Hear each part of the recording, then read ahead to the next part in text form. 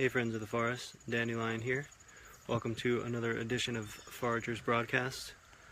Hanging out here with my special guest, Nature, and thought I'd share some wonderful things with you. And the first thing is how amazing ferns are. So ferns are actually predate trees and flowering plants. So ferns share in a signature, and that signature is called spores. And we're usually familiar with mushrooms having spores, and they're basically microscopic dust, which is the fertile aspect of the plants. But a lot of people don't realize that ferns also have spores. And so, of course, during the time of the dinosaurs, ferns were basically as tall as trees. They were the trees of their time. They've since shrunken down for whatever reason.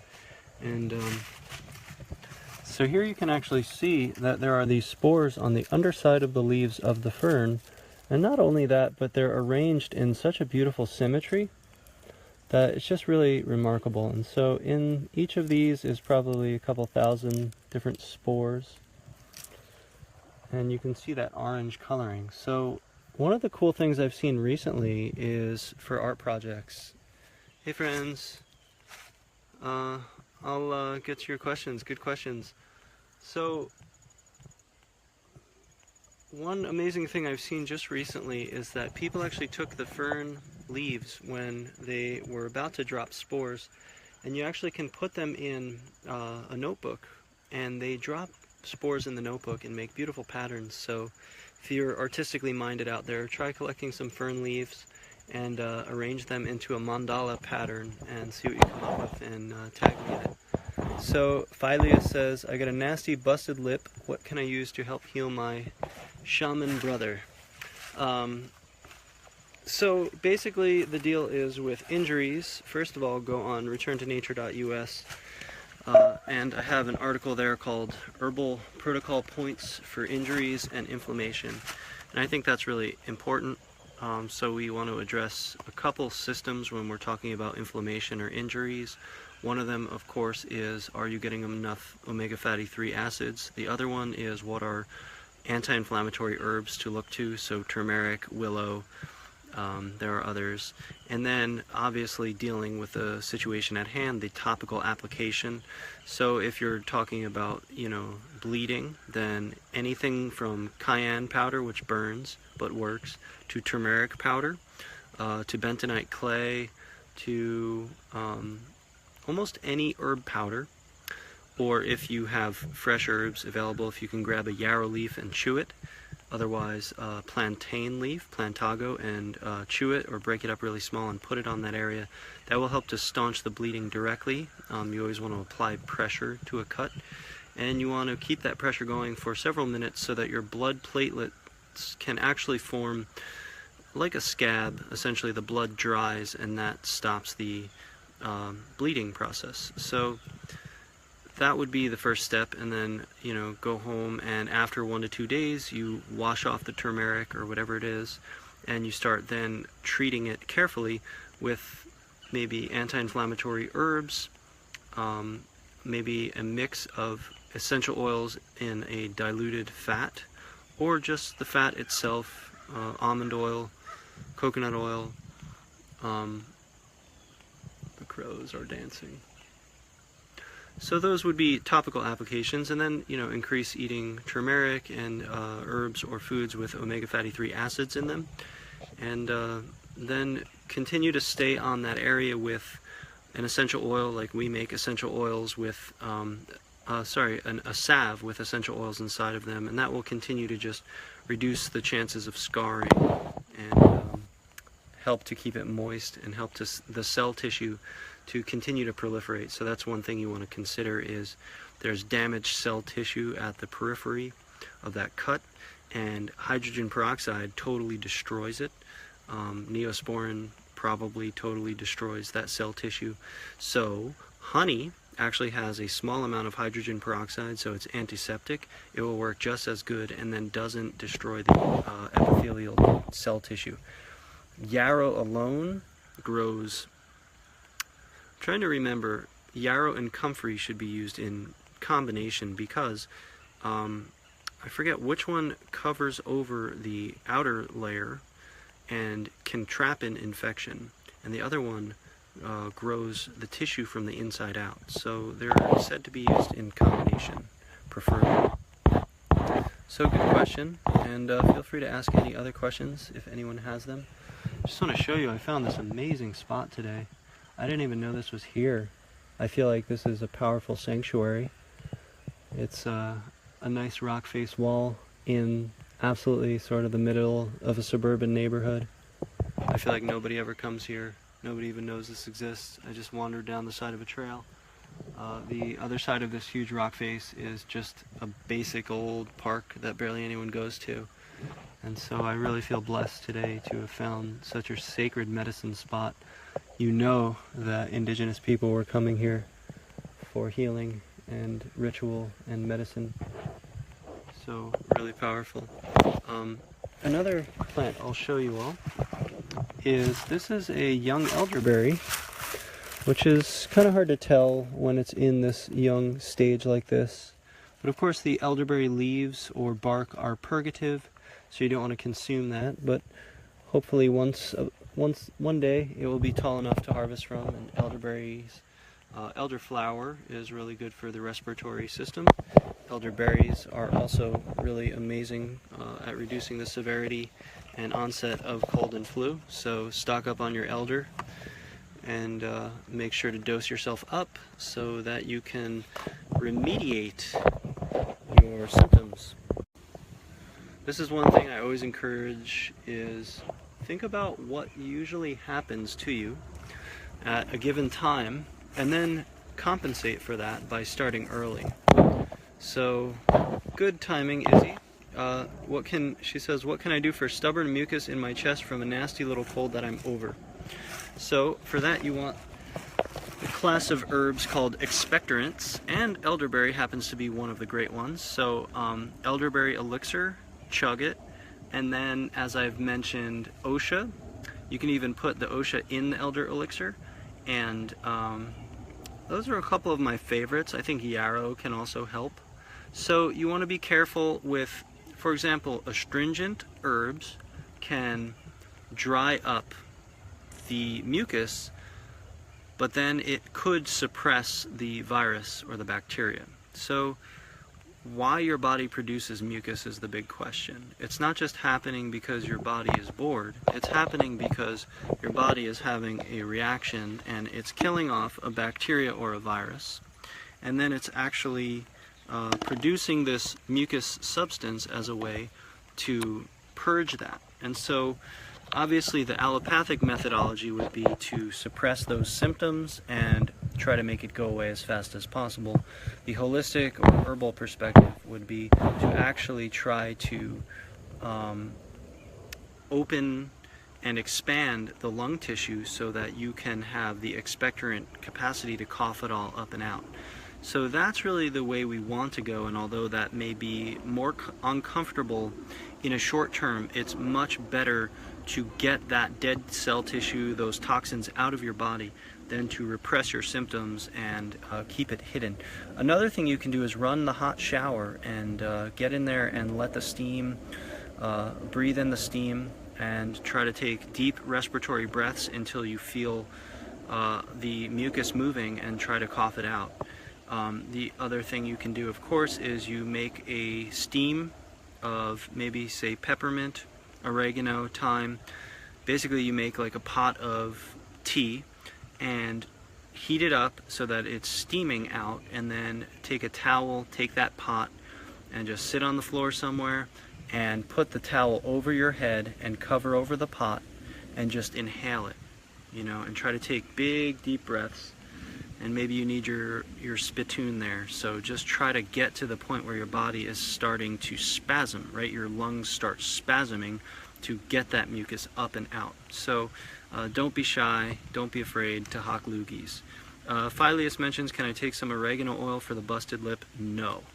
Oregano oil is not going to help your busted lip. It's an antibacterial. That's like taking antibiotics for a busted lip. Will not help your immune system heal itself. It will basically attack your immune system. So You don't need to preventatively take antibiotics for a cut. If it gets infected, and if you start getting staph, that's a different situation, but generally that's not going to happen unless you move to Africa and live in the middle of, the woods. So if you have basic soap and water, you're not going to really have much infection onset unless you have a very compromised and weakened immune system.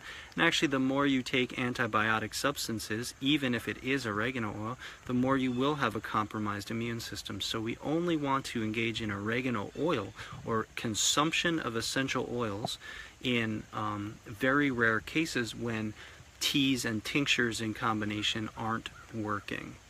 So you don't want oregano oil, although I mentioned essential oils. Let me mention gentle essential oils. Oregano oil is like fire in a bottle. Lavender, not as much, right? So if you took lavender essential oil and you dilute it in coconut oil, or you make a salve from that, and then you put that on your lip, it's very different than if you were going to take essential oil of oregano and put that on your lip. That will burn and hurt. So you don't want to do that. Angelina says dairy causes mucus, so avoid dairy. Of course, that is very true. I find that fermented dairy, whether it's cheese or butter, causes a lot less mucus than, for example, drinking milk, a non-fermented product. Plus, the fact that it's pasteurized doesn't help. Plus the fact that it's cold actually doesn't help. So in Ayurveda, if you're going to drink milk, they recommend heating it up, adding mucus-busting herbs to it. So that's basically what chai is, right? When you're adding cardamom, clove, ginger, nutmeg, those are all herbs to help break up the mucus-forming capacity of dairy. Now that said, also we should think about the season at hand, and we should think about compensating for the season. So for example, in the spring and the fall is the time when kapha, right, the mucus forming aspect, is highest.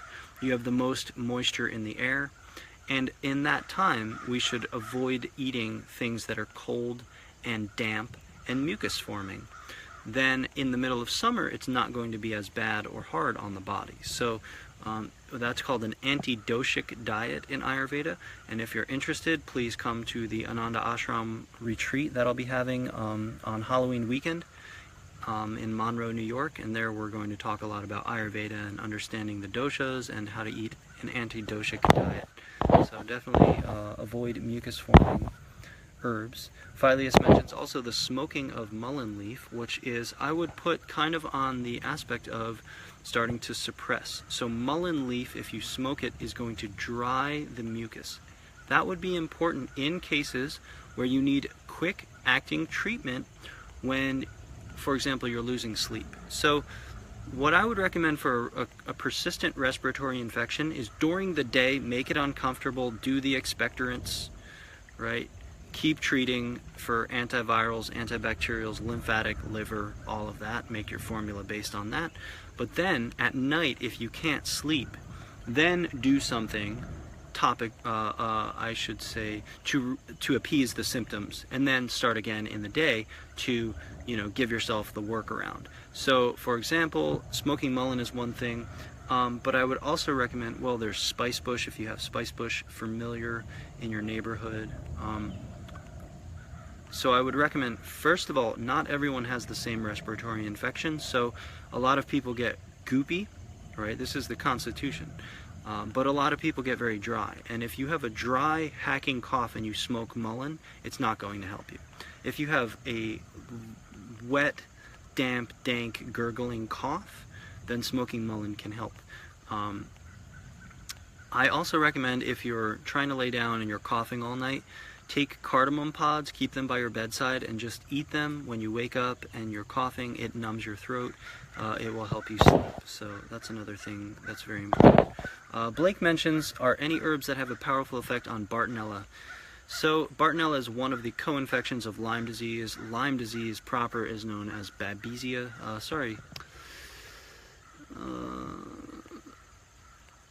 Babesia is another co-infection. Let's see. It's not coming to me right now. 5, 4, 3, 2, 1, forget it. So there are multiple co-infections, and they all are responded to with a Lyme protocol. It's not like there are only specific herbs for specific bacteria or virus or parasites. They all share a spectrum of antiparasitic, antiviral, and antibacterial properties. Most herbs have antimicrobial properties, which means bacteria, viruses, because they also have been fighting those bacteria and viruses and keeping them in check in their own bodies and around their own bodies. So there is not one herb for any one condition. There is a formula which many herbs can supplement. So for Lyme, I do, for example, 50% anti-spirochetal or anti-Bartonella or whatever your co-infections are. It doesn't really matter. And then the other 50% I load up with lymphatic herbs, liver herbs, anti-inflammatories, and immunomodulators, adaptogens, and nervines. So that's kind of how I formulate for Lyme. It is effective for all co-infections if you maintain dosage for long enough time. That's always the question. Are you taking enough for a long enough period? But the idea that there's one herb for Bartonella and one herb for Babesia and one herb for this and one herb for that, it doesn't work like that. There are herbs, millions of herbs, they all share many functions together, and there are always substitutes. It's not about climbing the Great Wall of China to find that one secret special herb. It's about working with what you have, and if you work with what you have and you don't wait to get that secret special herb, then you will be in a lot better situation than waiting and procrastinating because you don't have the thing that somebody else told you to do. You're innovating and you're trying to invent capacity. So, for example, sassafras root, right, has anti-spirochetal effects. It was used for cases of syphilis, which is the other known spirochete. So there's not a lot of discussion about sassafras root being applied for Lyme, but it is active. OSHA, antimicrobial, of course it's active against Lyme and co-infections. Yarrow, lemon balm, thyme, propolis, mugwort, myrrh, frankincense, copal, olive leaf, oregano. All of those are active against Lyme. Now the question is, what do you do with them, and how do you help those get complemented by a formula to drive it further into the system and to be most effective? Good questions. Izzy, I would say that I think you bought an elder elixir from us. Pretty much an 8-ounce elder elixir, I would say, should be done in about 4 to 5 days. So an elder elixir is not the same as a tincture. It's not as potent, right? And it takes basically chugging. So I would drink something like 2 ounces of elder elixir a day. Easy for me to say because I make it by the gallon. They're coming to get me. They're coming right for us. I talk too much, friends. Oh my God. Talk too much about the shooting. Good. Glad to know you have lavender, Phileas. Let's see. Yeah, Izzy, I love the cardamom trick. Lungs are a place where we store grief, right? Unresolved grief. So mucus, grief turns into mucus. And we purge that. That is a part of our healing.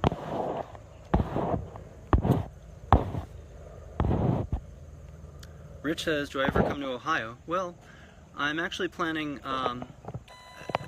as those of you know, many of you know, I have a van that we have crowdfunded for, thanks to all of your donations and purchases to our Return to Nature Herbal Apothecary. That is helping me to get to the next steps. So we just planned a workshop for next Sunday at Antononco Earth Art School. Please see the Facebook event.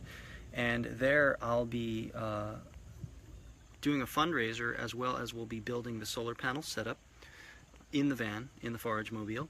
And then from there, my plan is to put in the insulation, put in the walls. I needed to do the electrical first in order to do that. And then put in a seat in the back, build the trunk out, and then hit the road for December. So in December, hopefully the end of November or December, I'm going to start heading west, and I'm going to make stops. And so hopefully that's going to be Pennsylvania with Catherine Cardinal. I'll just start naming all the stuff I have planned. She's amazing. Pennsylvania with Catherine Cardinal. Somewhere in Ohio, maybe Akron area, something like that, rich, so keep an eye out for that. Then head somewhere, Indiana. Missouri and Indiana, but specifically in Indiana and Kentucky, where there's the Inner Warrior Yoga Studio, which I'll be teaching there. Hopefully I'll be doing some stuff in affiliation with Timothy Wilkerson and Cricket out there at Our Haven in French Lick, Indiana. And then I'll be heading down towards the New Mexico area, and Brother Jesse out there with his amazing permaculture site and teachings. Hopefully we're going to collaborate out there, and I'll explore New Mexico, Arizona, then hit up Nevada, be teaching all along the way, weekend workshops the whole time, and I'll hit Southern California, hopefully sometime in early December, and then from there I'll head up the coast and do a full tour, and by the springtime head back east. So that's what's going to happen. So please join in the foraging fun. And yeah, if you have any ideas where to teach, and if you'd like to help organize classes and spread the word, please just send me a private message or an email at dan@returntonature.us. That'll be coming soon. Just wanted, I've been basically researching so much about solar setup and everything, and amazing teacher Alex from Antonaco Earth Art School, who's rigged his pop-up camper with solar. Now he's helping me to do this crazy project, which is a lot of work, especially because I'm going to cut a hole in the roof, 2 holes in the roof of the van for a fan, as well as to thread the solar panel wiring. So it's pretty intense research, but every day talking to friends, thanks to all of you who've helped me and answer all my questions and get bombarded by all of my needs for help. Feeling pretty confident in it, and it's starting to happen, so I'm really excited about that. Again, if you want to help support in any way, please consider buying herbal goods from us or donating to the gofundme.com/return-to-nature page. Check that out as well, and check out our event coming soon. Excited to see you in French Lick, Abbey. That'll be an awesome time. Timothy is awesome. If you don't know about him, he's out there. They kind of have a little eco-village going on, and he's an alchemist and herbalist, so they do a lot of amazing work. So, does anyone else have any herbal questions? Or any questions? Gosh, I know where I'm going to be camping. It's a beautiful area. Throw my hammock here. What's up, Peggy? Welcome. By the way, what I've been chewing on is a twig of sassafras, and this is slightly mucilaginous and is very good for ligaments, tendons, bones, joints. Probably has omega fatty 3 acids in it, as well as lots of unique phytochemistry, and it's going absorbing through my gums as I chew on this, and that's always helpful to get some medicine in. I'll also take small pinches of goldenrod flower and I just eat them. I'll always try to chew and nibble on plants, herbs, as I go along, just to get the chemistry in my body. And there, actually, when you chew it enough, you start to get bristles. And this is basically a toothbrush. This is a survival or primitive toothbrush. So you keep your dental hygiene out in the woods. And it tastes really good as well. So, spice bush, sassafras, black birch, anything like that. Izzy mentions, would I recommend usnea or echinacea for staph? So if you're talking about topically, I would recommend echinacea. I don't find recommending echinacea for immune system very helpful. Although echinacea purpureum, not so good. Echinacea angustifolia is a little better for the immune system. Of course, indigenous people didn't work with echinacea for colds and flus or anything like that. They worked with it for snake bites. So we should understand that. So then you have usnea, really good respiratory herb. I don't see it indicated for staph. I would think for staph you could use a combination of that, OSHA, any of the antimicrobial herbs I've mentioned before. On the skin, you can apply turmeric paste to that, or mix it in a little coconut oil, or put some coconut oil, turmeric, and any essential oil like lavender, and you mix that into a paste and put that all over the staph infection. Leave that there until it dries, then wash it off and leave it dry and let the sunlight hit it. And then treat internally as well with some antimicrobials, and you should be alright. Usually staph does not get out of hand if you know how to recognize it and deal with it. I mean, most cuts, if they get mildly infected and you wash with soap and water, it's no big deal. Now, if you start using antibacterial substances in large amounts, that's likely when you're going to increase staph, right? When you wipe the slate clean, that's when staph starts to spread. So we all have staph in and around us. It's a natural part of our immune function, and when you sterilize with bleach, etc., then that's when you're going to increase your likeliness of getting a staph infection. So stay dirty. Not really, but partially. You know, be careful of the soaps that you use. Make sure there's no antibacterial substances in your